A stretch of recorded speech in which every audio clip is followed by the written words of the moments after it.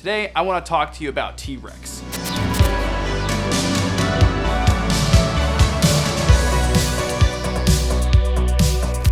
Hi everyone, my name is Josh and welcome to The Last Nerd. I recently was inspired to talk about dinosaurs based on the release of Jurassic World Dominion. As everybody knows, T-Rex is the most popular species of dinosaurs across pop culture. It showed up in everything from King Kong to Journey to the Center of the Earth.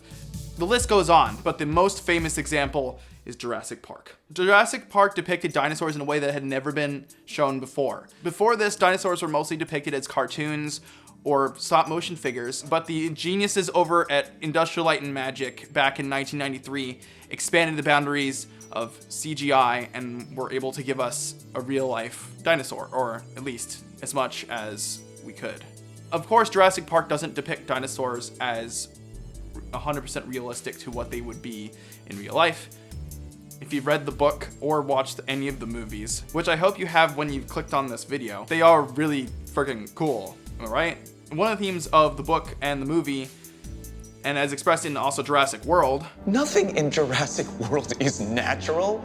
We have always filled gaps in the genome with the DNA of other animals. And if their genetic code was pure, many of them would look quite different, but you didn't ask for reality. You asked for more teeth. The dinosaurs look really cool. Cooler, I believe, is the word. It's for the movies. It's to, provide a cool story, provide really scary monsters with a lot of teeth and whatnot.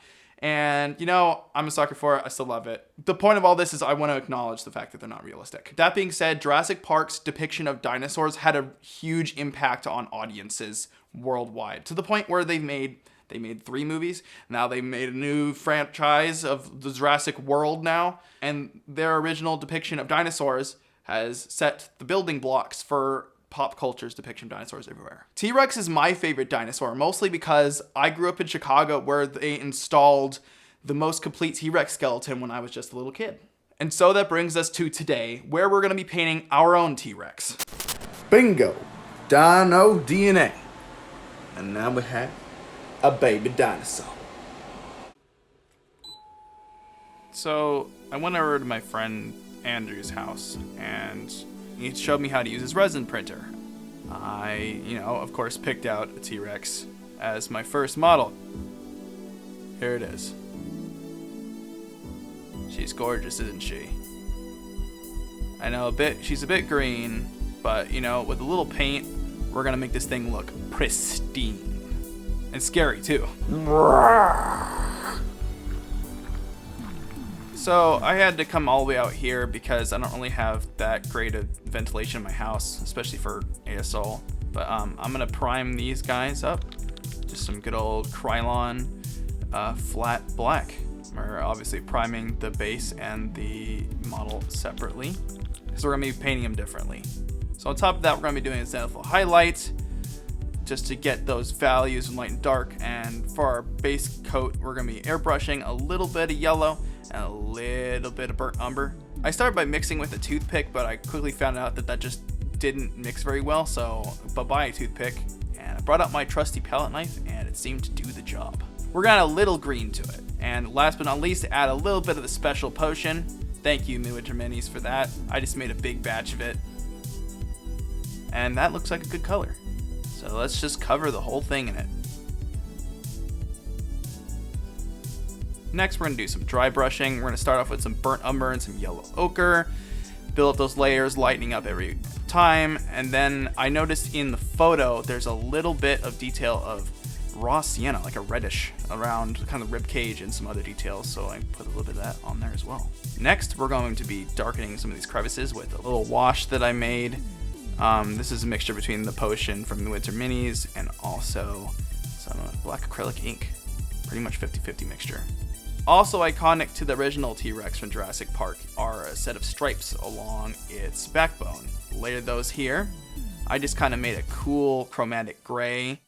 Yeah, just black, white, and a very tiny bit of blue. And I'm just gonna layer those up in several layers very slowly, kind of freehanding it. Also note the vertical one on the front. Additionally, we're gonna go back and get some of that wash and put these make the eyes a little sunken. They have, Rexy has these kind of darker circles in the eyes. Just the eye sockets are really sunken in. Get these teeth all whitened up so we can add a little bit of yellow to them. Make them look a little gunky and placky, and you know, this dinosaur's to be eaten. Also add a little bit of a mixture of yellow ochre with some regular yellow hue, and make a really vibrant orangey yellow for the eyes. And no pressure, a little black dot in the middle. Rexy's known for those really beady pupils. And make a little skin tone out of red, white, and blue, and lightening it up with some white. And a little bit of wash in there to darken it up and make it match the rest of the model. And now for the base. Now we're just still have the primer on it. So what we're gonna do is gonna make a little mud mixture they have. So we're gonna take a little bit of this pigment powder that I made out of crushing pastels and mix it with some heavy gel medium. I ended up mixing a little more into it because it was a little gritty. A little more than half of the heavy gel. And get it all around. I also ended up making a little footprint based on Rexy's foot as the model. Because I remember there's an iconic shot in the movie where it has a puddle in it. So I'm going to do some water effects in the puddle. I want this base to feel like it's very muddy and rainy, like most of the movie when all the characters are dealing with the Rex in the rain and the mud.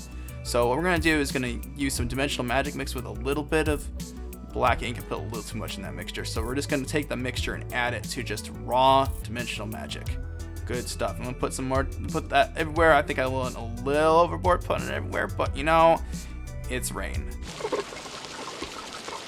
Also, probably should have done this before I put dimensional magic, but I remembered too late that I needed to dry brush the rocks and make them a little bit more standout-ish. Super glue Rexy on. Nice. Well, we're waiting for all that to dry. It's gonna take about 3 hours for dimensional magic to set in. We're gonna make a little plant. So I took some paper, airbrushed it green, and cut out these little leaves.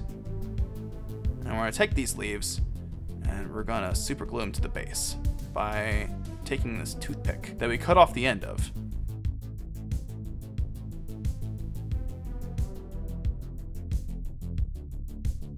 And then put some more super glue around it and very carefully tweezer our leaves on and into place. Bring out my sturdy dollar store shitty brush and get some more of that dimensional magic black wash to make a little bit of something, a little more sturdy leaves. Wipe it off a little bit. Sturdy and dirty is what I say. Now let's take this last leaf and put it on here.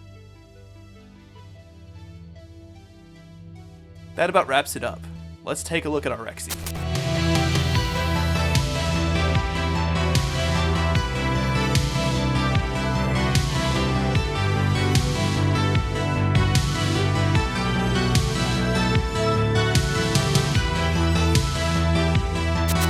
And there you have it.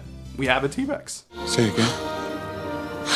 We have a T-Rex. If you enjoyed this video, please hit like and subscribe. And don't forget to hit that bell icon so you never miss another one of my uploads.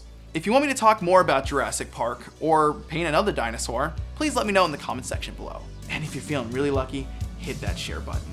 And it'll really help this channel to grow. Thanks everybody, and I will see you all in the next video.